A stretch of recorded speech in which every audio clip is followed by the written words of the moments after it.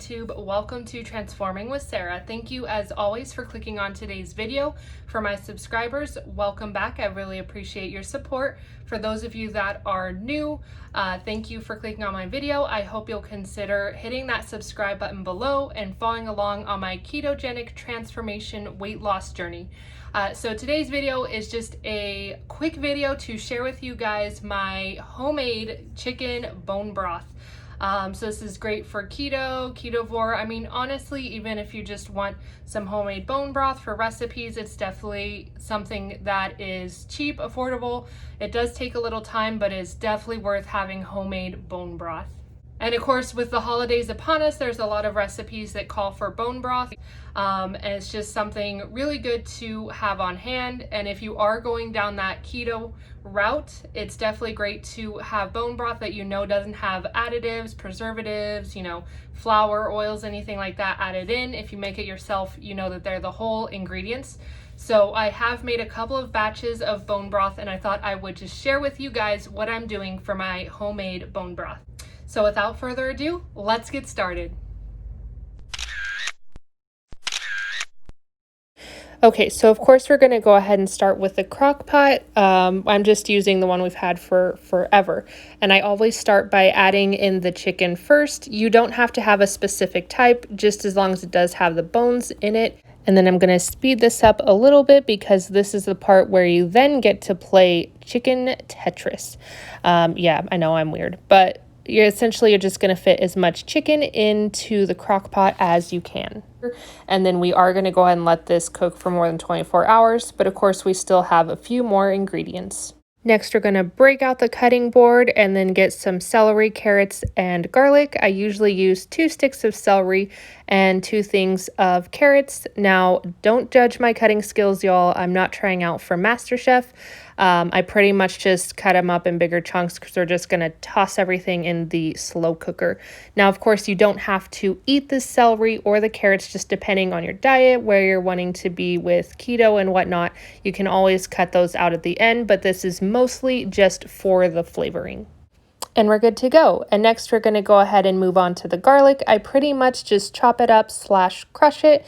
And then I honestly just moved on to the rosemary and thyme. You do have to be careful, of course, with the rosemary because it is very strong. Really have no strategy behind it. Honestly, as I cut things up, I just go ahead and toss them into the slow cooker. As you can see here, I just kind of tossed everything in. Lastly, we're going to go ahead and just fill it up with water. I usually fill it all the way up to the brim because it's going to be soaking all that up, and it will actually drop down in the levels as a couple hours go by. So go ahead and just add in as much water as you can. And then go ahead and put the lid on as best as you can and just put it on low. We are going to go ahead and let this cook for over 24 hours.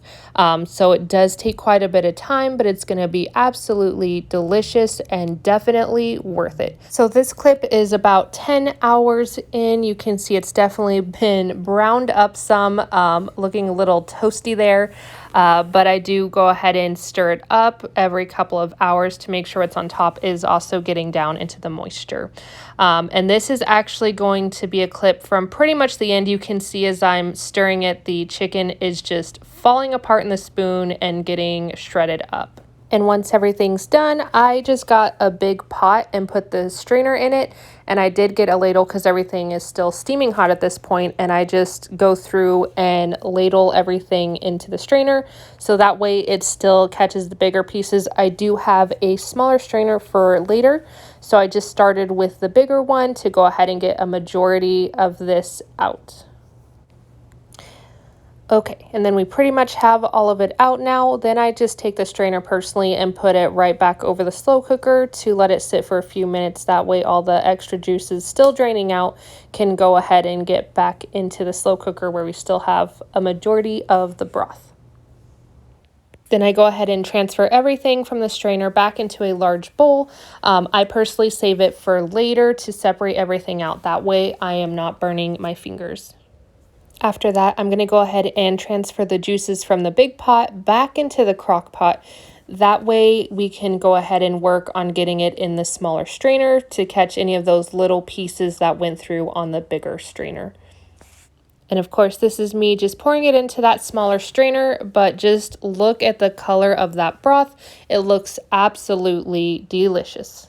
And then we're almost to the final product, you guys. I absolutely love the coloration of this bone broth. All that fat, you can already see it on there.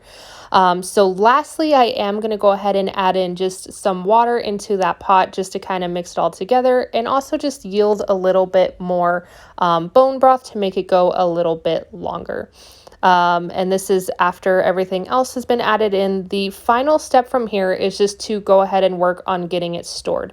Now, I don't have anything fancy, so I literally took an old jug and cut it up to use as a funnel. I know, you guys, but I make it work. And this is all the bone broth that I got from just this one batch. I usually do leave an inch or two in the mason jar. I do freeze a majority of them. They can stay good for, I would say, up to a month, and then just defrost them when you want to use them. All right, and there you have it. That is my easy go-to bone broth recipe. I will make it usually every other weekend. Like you saw, I just toss it into the slow cooker and forget about it. It's super easy, but it's definitely enough to last you for quite a while to cook with, drink, whatever the case might be. But I definitely recommend to go ahead and try it out. You don't have to follow my recipe in exact. This is just what I did. Super easy, but you know me, that's what I do with keto, is I like to go with those easy, quick meals. I'm not really elaborate with my meal planning. If you want to see some of my other What Am I Eating videos, go ahead and comment below. Let me know if that's something you want to see. And I am working on putting together What Am I Eating videos. Also, if you're more curious in my day-to-day meals, I am putting them on Instagram. So go ahead and follow me on Instagram at Transforming with Sarah if you want to see my day-to-day meals. Again, they're pretty simple, but that's another area if you are interested in that. All right, guys, so if you like today's video, of course, don't forget to hit that like button below and leave a comment, even if you have suggestions for upcoming videos you would like for me to do. Thank you as always for watching. So until next time, remember to stay strong, stay positive, and you've got this. Bye, everybody.